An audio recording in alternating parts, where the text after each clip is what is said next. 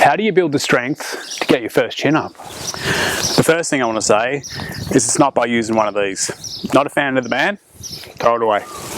So a couple of reasons why I'm not a fan of the band. One, it doesn't match the strength curve, okay? The hardest part of the chin up is generally when the elbow's at 90 degrees, but the band offers the most support when the arms are straight, so it doesn't match the strength curve. Number two is it doesn't teach the correct pulling mechanics, so people start to learn bad behaviours or bad pulling habits which can lead to injury but also limit their strength when eventually they do move away from the band. There are better ways to progress your chin up. Okay, so a good starting position is to be able to do an active hang, to be able to engage the muscles of the back and to keep the scapula depressed. So I'm just going to take a pronated grip. You could use rings or a pull-up bar. I keep the feet on the ground. This would be a relaxed hang.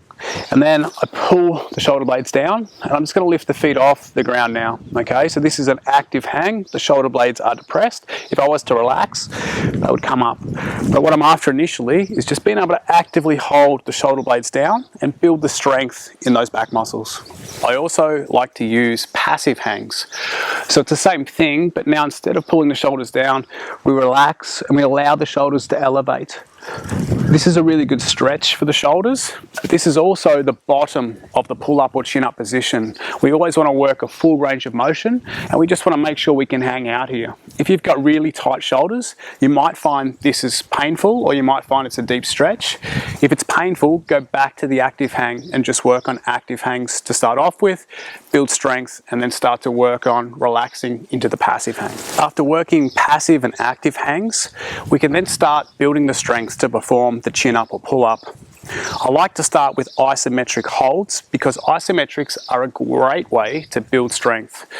Typically, I'd stand on a box and get myself up to the pull-up bar or to the rings. Don't have that today.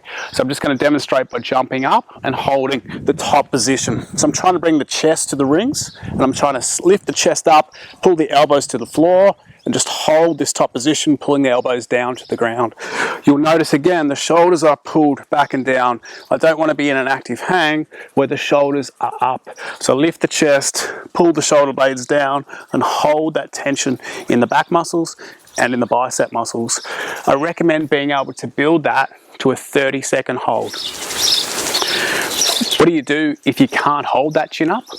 I would take you back to performing ring rows and isometric ring rows to start building the pulling strength to be able to work up to that capacity of being able to hold at least a 10-second isometric chin up hold. If you can't hold 10 seconds yet, then use the ring rows and the isometric ring rows to build the strength that gives you that ability to hold the chin up 10 seconds minimum. After you've built a 30-second chin-up isometric hold, we can start to work on the eccentrics. So nice, slow lowering of the weight. We're roughly 130 to 150% stronger in the eccentric motion than we are in the concentric motion. So we can start to build more strength through the eccentric that's going to equal the concentric. Again, I would usually have a box and stand on top of a box to be able to get the chest as close to the pull-up bar or rings as possible. We get to that top position where we've been holding, shoulder blades back and down, and then we're going to slowly just start to lower down, keeping the chest up, keeping the shoulder blades back and down. We slowly lower, and at the bottom we come all the way down, ears in front of the arms, to that relaxed position. And again, we might want to start with sort of 10 to 15 seconds eccentric, but you want to be able to build up to 30 seconds eccentric in one repetition. Okay, so where do we go from there? Most people, if they can do a 30-second eccentric, they'll be able to do at least one concentric chin up. If you're not there yet, there are two different paths we can potentially go down. One is to start to add weight to the eccentric. So I would use a weight belt, stand on top of the box, hold myself and start to lower again with additional weight added, okay?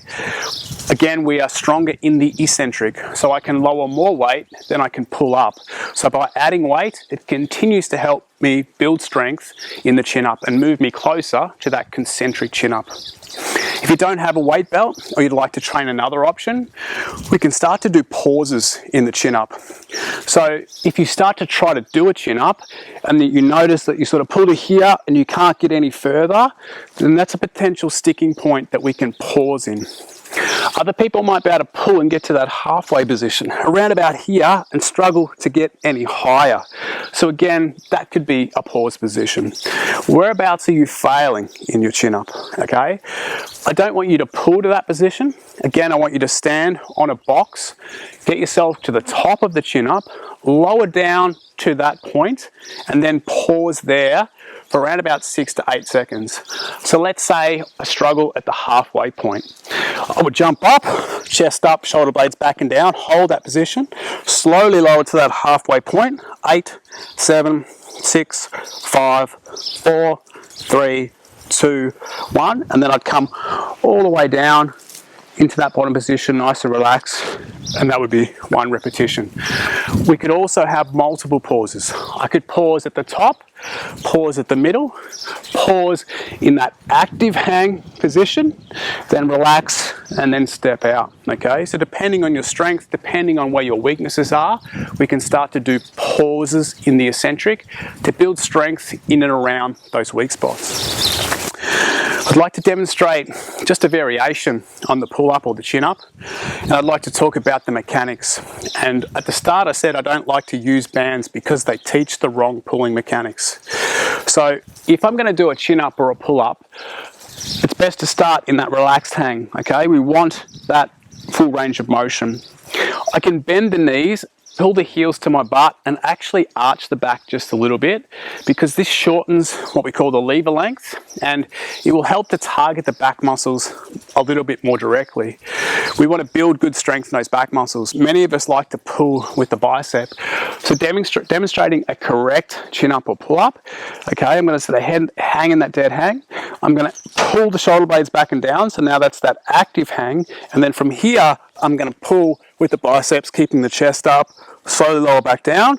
Arms are straight, but the shoulders are still active. And then I relax in that bottom position, okay? So there's sort of an order. Set the shoulders first and then pull with the elbow flexors so that we get the back muscles active in the bottom of that pull-up. Now, often when we see people using a band, they won't use the shoulders. They don't need to. The band gives them that assistance. So they're in this dead hang position and they start pulling with the elbows, okay? This puts a lot of pressure on the shoulder and will quickly start to lead to a shoulder injury. So we want to have the correct mechanics so that we activate the right muscles and we build strength in the right order. Okay, so it's another reason I don't like the band, and it's about teaching our clients, or teaching, the people who listen to what we have to say, the correct mechanics in the chin up to make sure they don't get hurt, and then they can progress to harder pulling movements like the muscle up. Anyway, I hope you found this little tutorial informative, and hopefully it gives you a path to follow if you're working towards your first chin up. Always remember, don't break yourself, make yourself.